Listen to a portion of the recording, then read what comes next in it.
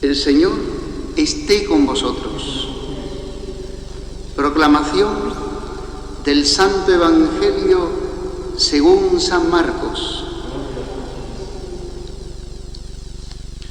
En aquel tiempo, como la fama de Jesús se había extendido, el rey Herodes oyó hablar de él. Unos decían: Juan el Bautista ha resucitado de entre los muertos, y por eso las fuerzas milagrosas actúan en él. Otros decían: es Elías. Otros: es un profeta como los antiguos. Herodes, al oírlo, decía: es Juan, a quien yo decapité, que ha resucitado. Es que Herodes había mandado prender a Juan y lo había metido en la cárcel encadenado. El motivo era que Herodes se había casado con Herodías, mujer de su hermano Filipo, y Juan le decía que no le era lícito tener a la mujer de su hermano. Herodías aborrecía a Juan y quería matarlo, pero no podía, porque Herodes respetaba a Juan, sabiendo que era un hombre justo y santo, y lo defendía. Al escucharlo quedaba muy perplejo, aunque lo oía con gusto. La ocasión llegó cuando Herodes, por su cumpleaños, dio un banquete a sus magnates y a sus oficiales y a la gente principal de Galilea. La hija de Herodías entró y danzó, gustando mucho a Herodes y a los convidados. El rey le dijo a la joven: pídeme lo que quieras, que te lo daré. Y le juró: te daré lo que me pidas, aunque sea la mitad de mi reino. Ella salió a preguntarle a su madre: ¿qué le pido? La madre le contestó: la cabeza de Juan el Bautista. Entró ella enseguida, a toda prisa, se acercó al rey y le pidió: quiero que ahora mismo me des en una bandeja la cabeza de Juan el Bautista. El rey se puso muy triste, pero por el juramento y los convidados no quiso desairarla. Enseguida le mandó a uno de su guardia que trajese la cabeza de Juan. Fue, lo decapitó en la cárcel, trajo la cabeza en una bandeja y se la entregó a la joven. La joven se la entregó a su madre. Al enterarse sus discípulos, fueron a recoger el cadáver y lo pusieron en un sepulcro. Palabra del Señor.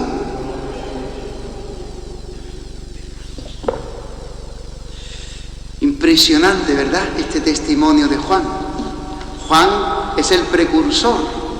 Juan es la voz que grita en el desierto y que anuncia la inminencia, la prontitud de la llegada del reino de Dios.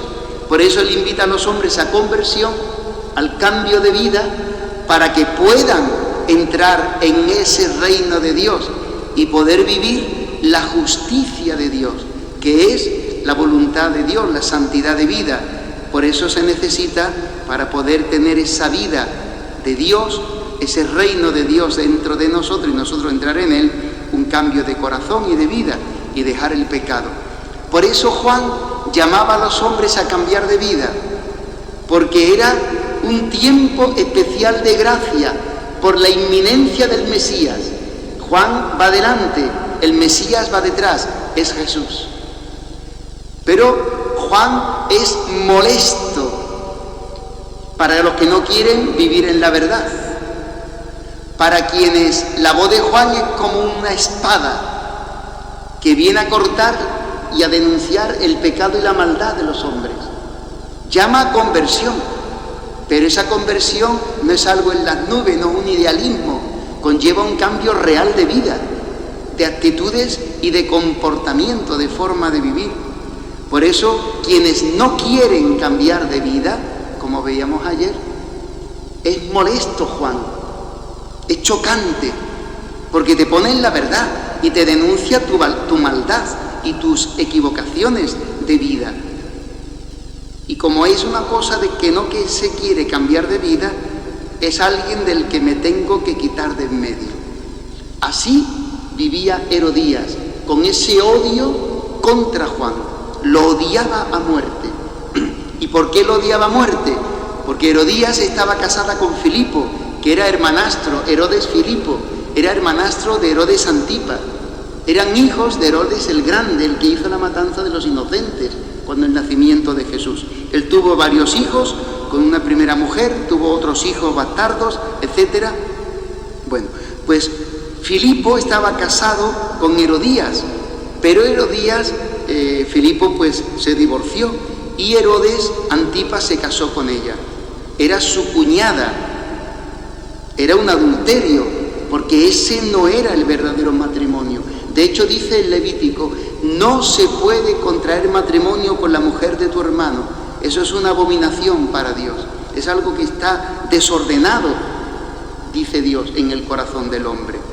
Por tanto, él vive en adulterio, él vive en pecado.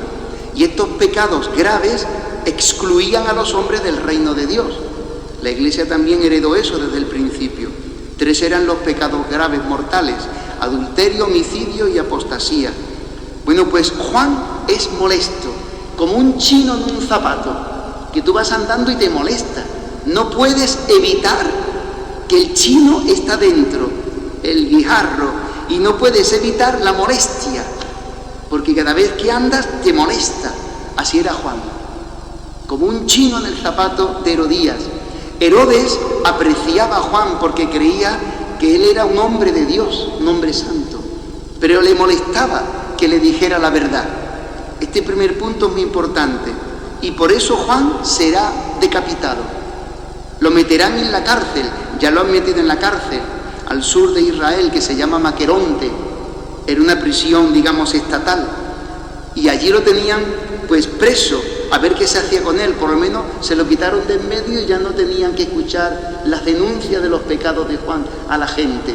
Siempre que alguien que quiera vivir, si nosotros queremos vivir el Evangelio, no estaremos conformes con las injusticias.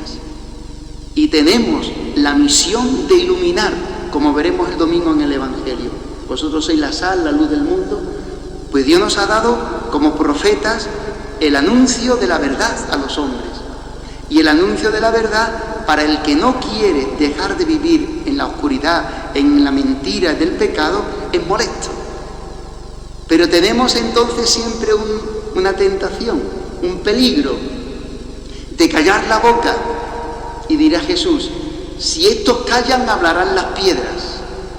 Tenemos siempre un peligro: no ser verdaderos, no ser fieles. Y por miedo, porque vamos contracorriente, por el qué dirán de la gente, porque nos hagan un vacío, porque nos excluyan de los grupos de amistades, porque nos persigan, en definitiva, porque nos complique la vida ser fieles al Evangelio, el riesgo está en caerle bien a la gente.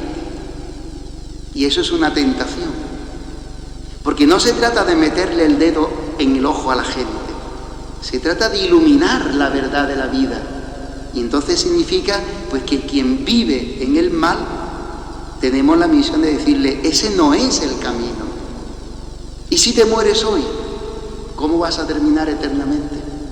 Porque nuestra vida está llamada a la vida eterna. Bueno, pues termino. Juan tiene esta misión y no lo calla. Y por decir la verdad, es matador.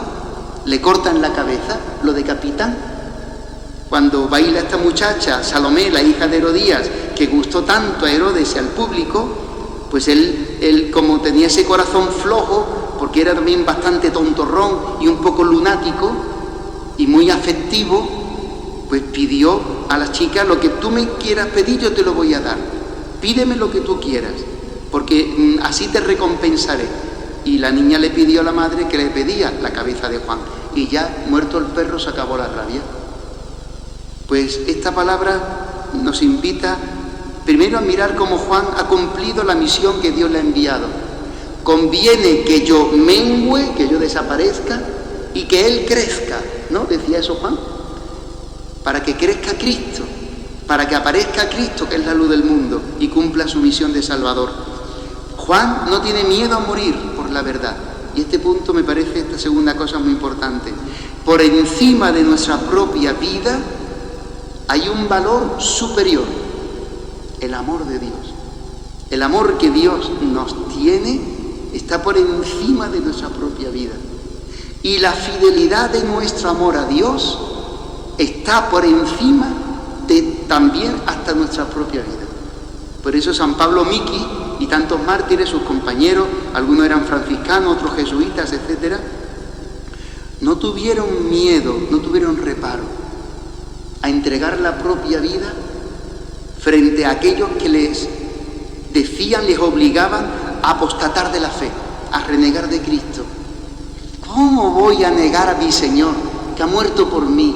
¿Cómo voy a ofenderle, a negarle, a traicionarle, si Él me ha dado el perdón de los pecados y la salvación eterna?